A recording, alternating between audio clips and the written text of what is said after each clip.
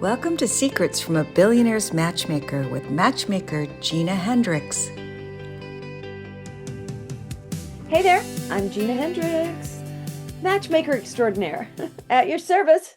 I do matchmaking for men, but I get to do this great coaching stuff for women all over the world. So I see what you ladies are doing, and it's because of these 18 years of matchmaking. And I realized something. It wasn't enough just to introduce women to great men that I represent for matchmaking. And of course, I can't always set every single woman up because I only work with 7 to 8 guys. But I just noticed that the women needed this expertise that I have as well, even if it wasn't specifically in the form of matchmaking, although behind the scenes, how all of this evolved, and this is the perfect day to talk about it, how all of this evolved with me giving you my advice and help came out of the fact, and I don't know how many of you guys know this, but it's a pretty good story.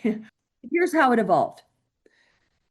Originally, way back when I started this company, I was letting women fill out a free profile for my database, okay? And, I was fairly under the radar. I wasn't on social media then, this was 2008. And so the women were filling out free profiles for the database.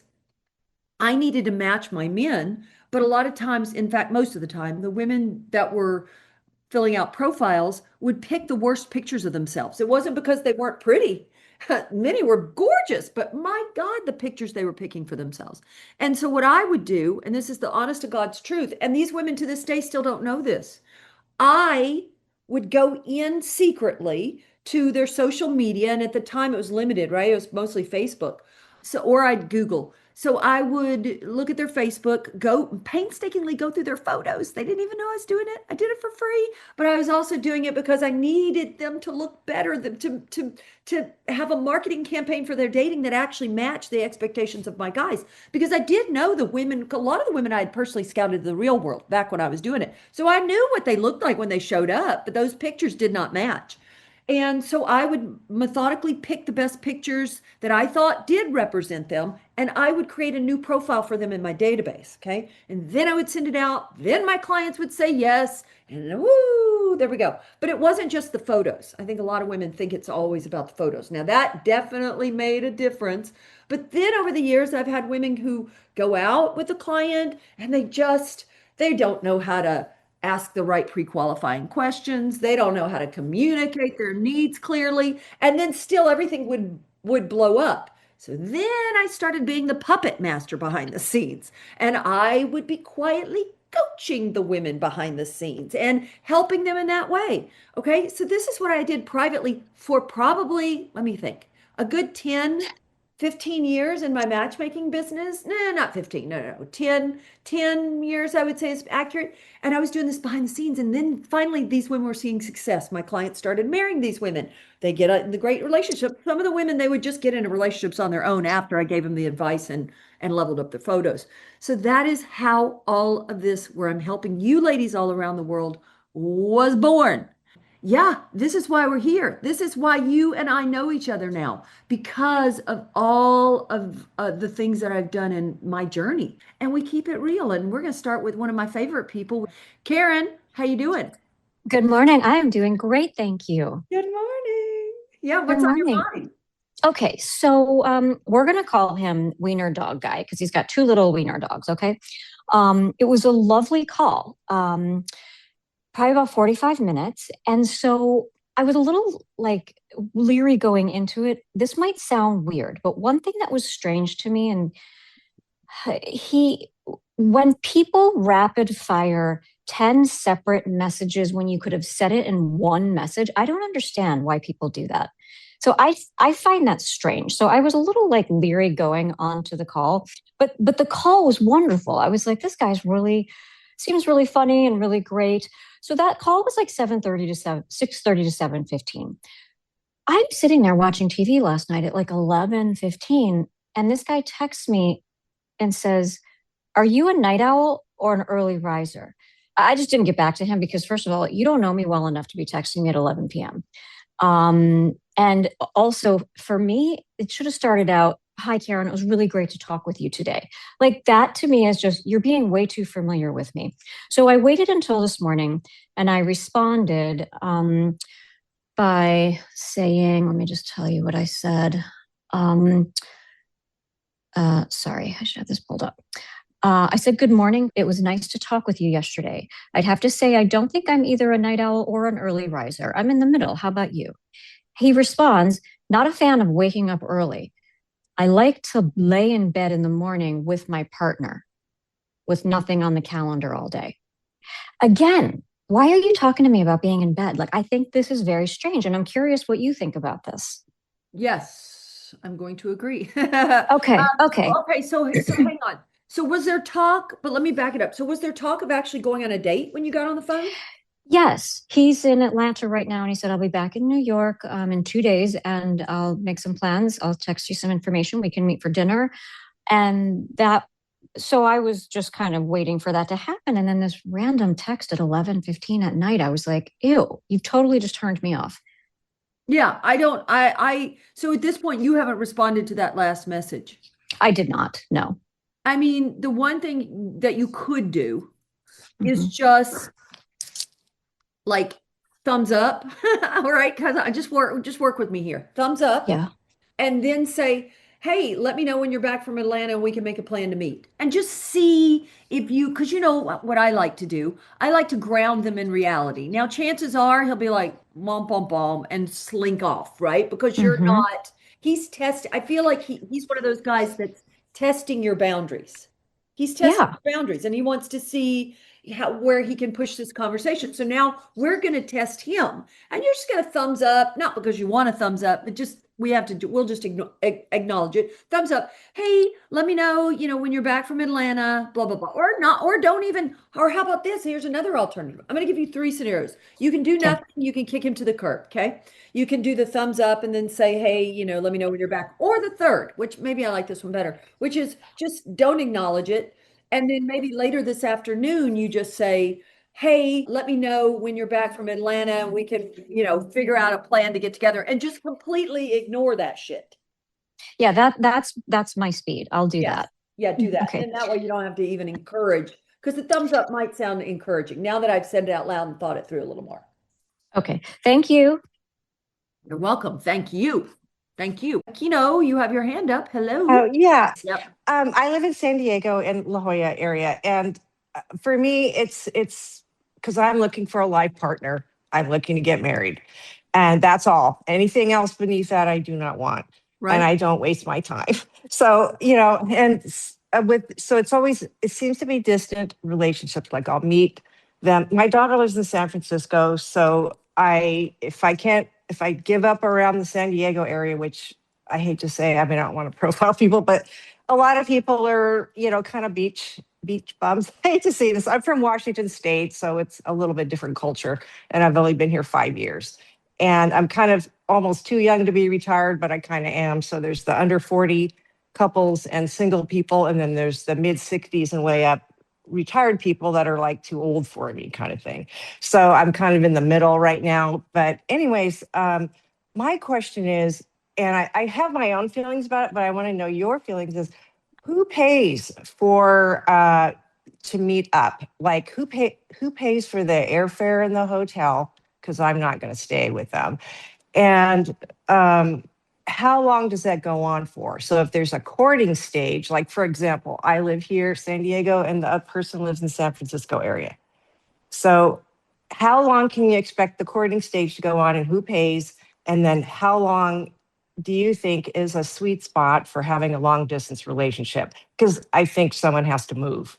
Someone has to move. Of course. So first and Yeah. foremost, when you first start talking to them, Joan, you guys will have to have a conversation about that very thing before it goes any further. Like, hey, so I always usually tell people to at least preface with, so have you done long distance dating before? Are you willing Mhm. to relocate, or do you need somebody to relocate? These are the questions you need to be asking upfront right away. Yeah. So there's that. Okay. Boom. Let's Uh-huh. check that question off your list. You gave me a lot of good questions to deal with. All right. And the next one on the list is great because I actually was thinking about this the other day and I was going to make a video about it.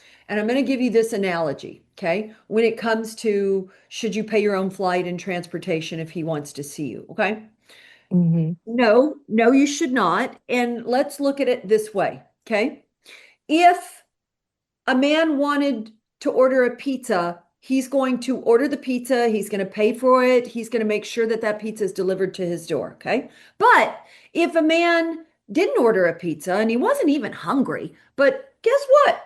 The pizza just showed up at his door, even though he didn't even want the pizza. If it was that easy for him, he'd still take the pizza because it doesn't Yeah. cost him anything. He didn't put any effort in, right? So Yeah. don't be a pizza, basically. You know, a man will absolutely, especially if we're talking about my world too, and I think it may depend on obviously how much money he has, but trust me, what I've seen over the years of matchmaking is when a man is truly interested and excited about a woman, he is not asking her to pay or make any of her any accommodations. He is rolling out the red carpet. And I will tell you, there was this one woman I talked to.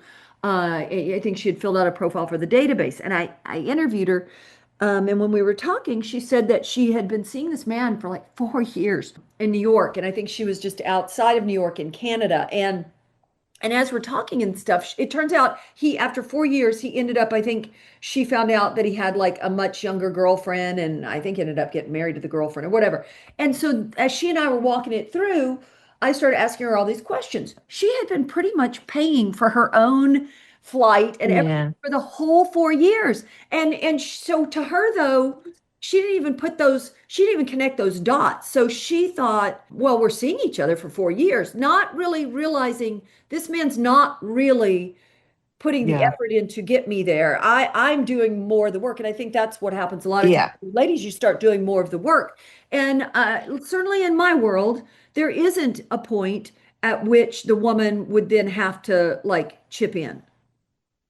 That's in my world, though. I think it's different depending on how much money these men have. And, Hmm. and I think it's also realistic as you go down the line and you guys are maybe, who knows, living together or, I think it's still nice to do things for one another, but that whole like tit for tat, I'm keeping track of what you spend on his end, it just feels just kind of cheap and gross. Yeah. Yeah. Yeah. Because I've dated doctors that are the cheapest people in the They can world. be, sure, sure, sure. I mean, listen, Cheapest people in the world. I Yeah. just talked to a man who owns multiple jewelry stores, and his tagline at the bottom of his emails was something about like, something to the effect of I don't have it right, like when you buy cheap jewelry, you'll regret it, but an investment lasts a lifetime, da da da. Do you know this man, when I quoted him the fee for my matchmaking service, which starts at depending, it could start 35 or 45,000. He was like, oh, no, no, no. You see what I mean? Like, and yet he has the Yeah. money, but Yes. Uh-huh.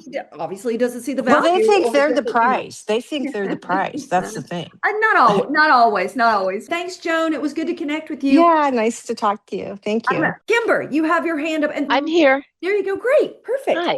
Hello and good morning. Hi. Good morning. Thank you so much for hosting these Oh, and inviting us. Thank you so much.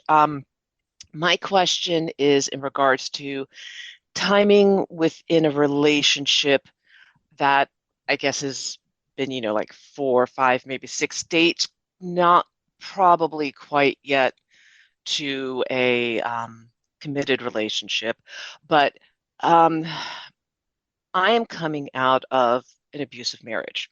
I've been doing all the work, I've been doing all the healing. I'm in a really good place. But I know at some point there would need to be some sort of mention because it is a big part, fortunately, unfortunately, of my past. And not that I want to trauma dump, but just at what point in a courting stage would I want to mention, um, yes, the divorce and this, well, the divorce would be mentioned, you know, on my profile, but this is why it ended. yeah, I love that question. And it's so important. It's so important because I think too many people tell people way too much in the early stage, and I think people need to earn the right to Hmm. to Yes. hear those things, right?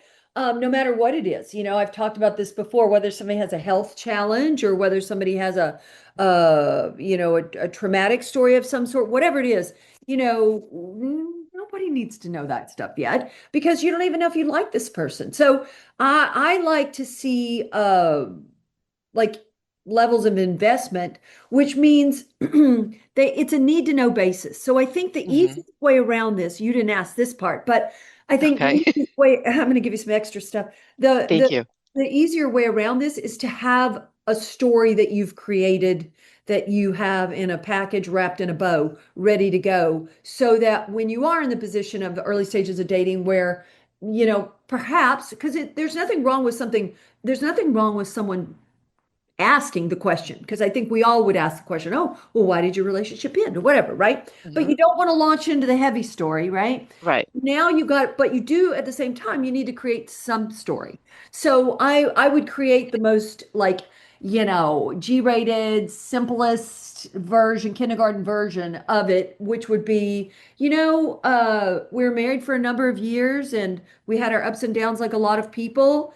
And it was just best ultimately for us to go our separate ways. You know what I'm saying? So Right. I did not tell him the truth, but I just told him the version I wanted to tell him right then and there. And then if somebody wants to dig deeper, I would just say something like, well, I will tell you more and more as I get to know you. But I like to talk about, but what I'm interested in talking about is things I have going on. And this is true of me anyway, because guys kind of know me. I like to talk about things that we're doing now. I don't, who cares about Right. past? How boring is that? And that is absolutely what I'd say to somebody's face too. I go, how boring is that? Let's talk about like fun things we could do together. Or do you want to know what I love to do on the weekend? And you don't have to have my style, you have your own style, but you can switch gears in terms of talking about, whatever it is you'd rather talk about. Right. And then, so to answer your question, when would you tell him? When he absolutely needs to know. When he absolutely needs to know. When's he going to absolutely need to know? Never, maybe. I don't know. No, not never. But certainly, I would say when you're seriously in an actual committed relationship. And because, women, we do things so much differently than men. Right. Men fake it till they make it so comfortably, and women were too honest. Oh, hang on, I got to give you every honest detail. Men don't do that. In fact, men most of the time will never tell you things unless you specifically ask the question, but you got to also word it in the right way. You know what I mean? Yes. Yes. And so I'm not saying we need to go all that direction, but there definitely we need to stop feeling like, oh my God, we've got to be so honest about everything. But because if what you went through, okay, is not really going to necessarily impact this person, it might make you more sensitive to certain things and blah blah blah, but that's kind of stuff I think you need to work out without putting it on them, because as soon as you Right. tell them, I hate to say this, as soon as you tell them, just like if you tell somebody about, I don't know, drama with your children or your family or your health thing, people start to judge people. In dating these days, people aren't dating people like hoping to find the best in them, right? People are dating these days waiting for the other shoe to drop. And then they go, that's the reason. And so why give them that, Does that make sense? Exactly. No, But that makes complete sense because you're right. I want to be completely honest of this is who I am and this no. is Save that for your therapist, save that for your girlfriends. But no, you don't need to share that with him. And look at it from the other perspective. He needs to earn it. And earning that kind of like private personal information about you is going to take a while for him to earn it. Because okay. that's a special, I don't know, secret, but that's special stuff, that you only want to share with somebody that you truly feel safe with. Right. And he's just a Yes. stranger. And listen, he's a stranger for a very long time. You know what I mean? Does that make sense? Yes. Okay. Yes, makes complete sense. Thank you. Sure, sure. Thank you. Maria? Hey, Maria, Yes. what's going on? Hi. Yeah, I have a question, Gina. Yes, how you been? How have you been? Yeah, I'm doing better. I'm Good, doing good. okay. Good, good. So I had my second date with the mathematician, and it's a very like balanced, peaceful relationship. Great. And I let him pay, and I am learning to receive. But if we continue going out, my question is there any time that I can offer to pay, or should I just simply always accept that he pays? I think let him pay but do nice things for him. Like you could buy him a Starbucks gift card if you know that that's what he likes, you know. I mean, if you never go to Starbucks, that would, you don't need to get that. But, or you could say, hey, I'm going to treat us to some desserts tonight. Or, you know, I know one woman loved to bake and she baked cookies. And when she saw the guy, she said, hey, I baked you these cookies. You know, things like this is what they like better than you becoming, you know, they're equal and paying for things. Okay. Little surprises. It's sexier. It's more Okay. fun. Yeah, so I would do that Yeah. for you. And which app did you meet him on? No, this is the guy that I meet in the speed dating event. Oh, at the speed. Hey, that's great. That's so great. Okay, I'm loving this. So yeah, so don't worry about, you know, oh, when should I pay? Let him pay. Let him, men like to do that. You know, they like to lead. Your job is to be appreciative, look great, be easy to, you know, get along with and just do little acts of kindness. Okay. And also in the back of my mind, I have this question that I am not terribly attracted to him. But he's a good person, or he seems to be a good person. I was very clear with him in that I wanted communication, and I was worried that I will need to remind him. But it hasn't been the case because he calls me or he texts me. That's great. Um, and I think it's good. But in the back of my mind is, well, I am not terribly attracted to him. Okay. Um, So does it mean that I am settling down, hang or on. is that okay? So Maria, have you kissed him? No. Okay. So I'm going to tell you the same story that I told a woman yesterday. Okay. And I've said this before, and you know, I'm saying it again for you guys today. Okay. I've had two times in my life where I've dated men who I was absolutely the first guy, this was old school years ago, match.com, going back way into the time capsule, back when you'd meet a man online and just let him pick you up at your house. And so he came over, picked me up, and I was like, like he was a lot heavier than I expected. He wasn't my type, physically my type at all, but he had driven across the city to take me out, to take me back over to his side of town to where we were going to go out to eat because he knew blah blah blah. And he just kept showing up and being so nice, and I had such a good time with him, and he was doing everything right that I just kept saying yes and just kind of hoping that I would become more attracted to him. And you know what? Women are different than men. Men are, they're either hot for you out of the gate or they're not. They're not going to change their minds about that. Women, we're more evolved. We have more layers to us, more depth. And if you want to become attracted to somebody, you absolutely can. You just got to make up your mind. So after I don't know, a number of dates with the guy, I finally just said to myself one night, I'm just going to kiss him. I'm going to go for it. I really mentally like this guy. I want to like him all the way. And I did, and I leaped in, and then I was crazy about him. And then I had it happen a second time years later, where it was a man who was a restaurateur in the area where I lived. He owned a number of restaurants, and he was much older. I'd never gone out with an older guy like this. Meanwhile, you guys get the scoop here. I had this fomance happening. It's going to be in my memoir, although he will not be named, but he will be named today because you're here. I had this fomance, like a 2-year fomance with Fred Durst. Okay. You never hear me say this in my videos. I never say his name.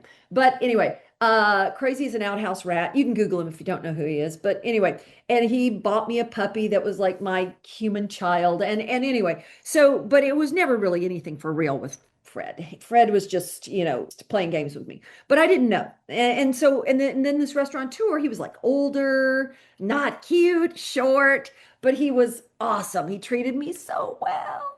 And I kept saying yes, same thing. And I was so sick of the way I was being treated by Fred, being so jerked around and just mentally effed over and over again. And so I just said to myself, I'm gonna like this man who's treating me so well. And again, same thing, kissed him, went in, went for it, and became crazy about it. So now that's a long way around it, but hopefully you've enjoyed the stories. But yes, you can become attracted to anybody if you want to. As women, we do have that ability. You just have to be at the right place in life where you can see beyond the shell, because after a while, listen, we've all, I'm sure, dated extremely good looking men who turn into assholes, and then you don't even see how cute they are, right? So the exterior of a person honestly doesn't even matter. After a while, that totally goes away, and all you're left with is what you see on the inside of somebody. Boom, boom. Okay, Maria? Okay, so if we She's have like, a third, so wait, so what did you say, G? No, I'm just saying. Go ahead, Maria. Just kidding. so yeah, so you think that in a third date I could kiss him? Or even, I mean, probably it's not a big deal now on the third date, right? Yeah, I would say, does he seem like he wants to kiss you? No, Is he, are you guys doing touching or holding hands or anything? he just bumped my shoulder. He did what with your shoulder? Bump. That's weird. How about Like, this? How about this, Maria? I wouldn't go in for a kiss just yet because let's ramp this up a little bit. How about this? Next time you're on your date, why don't you like just link his arm? You know what I mean? Put your arm through his arm. See what he does with it. okay. Like, let's see if he kind of takes the hint. Because ideally, if you're giving him some sort of hint, like linking arms with him, any man who's interested in a woman, he's gonna now go, oh, okay, now we can make this, a little more physical. So he may even come in for a kiss. So Anne, tell us about your second date that happened. Yeah, it was so much fun, and he planned an escape room for us, and it was fun to see how we both kind of worked together, and like he was very kind and genuine. So yeah, I'm so excited about him. Things are going really well. My one like concern is that he is so excited about me that he's like, I can tell he wants to keep moving things. And we kind of like briefly talked about exclusivity, and I'm like, whoa, this is only the second date. It's a fine line. There's so much in social media where it makes people, worried that somebody might be, love bombing them and all that. But it's such a fine line because there are those men out there, and I think any male expert would say this, that they like men know right away. You know what I mean? They know Yeah, you, they know. I do think though it's our job, and this is kind of part of the chase, to slow them down a bit. Do you know what I mean? So that yeah, becomes a pace that you're comfortable with. You know what I mean? So, I think for you, the answer is that you would tell him, you don't want to become exclusive right away. You know what I mean? That you want to get to know somebody over a period of months. And then that's going to make him work maybe a little harder and continue to court you. And then also we'll find out, does his actions really match his words? Because I also find that it's very easy for a lot of guys to get a woman in a relationship quickly, and then that way they don't have to do the courting as much, right? Because now you're just hanging mhm, out at the house. Now you're just grabbing tacos. And so the whole courting and planning dates and really making an effort, a lot of times, not always, will go out the window, and in its place becomes a relationship, which becomes this like little comfy coupled up thing. And it just makes their lives so much easier, right. you know? Yeah, So I think as long as you just, and again, a guy that doesn't want to continue to court you or want to go at the pace that you're comfortable with, then that now tells you everything you needed to know. right, right. So Yeah. you would say like a couple of months I'd say, before you, honestly, I'd say whatever you're comfortable with. So 2 dates is nothing, right? yeah, yeah, And a couple of months, it depends on how often you're seeing. I think it also depends on how often you are seeing each other. If you're seeing each other just once a week, then I don't think 8 dates, that's 2 months, is that long to wait before you decide you're going to get exclusive. Now, if you're going out 2, 3 times a week for, 4 weeks or something, now that becomes a different story. To me, that is a natural evolving thing into exclusivity if you're seeing each other that much. Yeah, because like we have a third date planned for Thursday and then even a fourth date planned for like Monday. Well, So there you go. But I still yeah. would at least give it 4 weeks. Awesome. Well, okay. Well, we'll see where this goes. I'm excited. Yeah, I'll keep you posted. Thanks so much for listening. Don't forget to follow me on my socials, Instagram or TikTok, Matchmaker Gina Hendricks, or subscribe here so that you never miss an episode. And please share with your friends. We got another special episode for you next week. Want to keep up with more of Gina's advice? Follow her on TikTok and Instagram at Matchmaker Gina Hendricks or visit her matchmaking website, ginahendricks.com.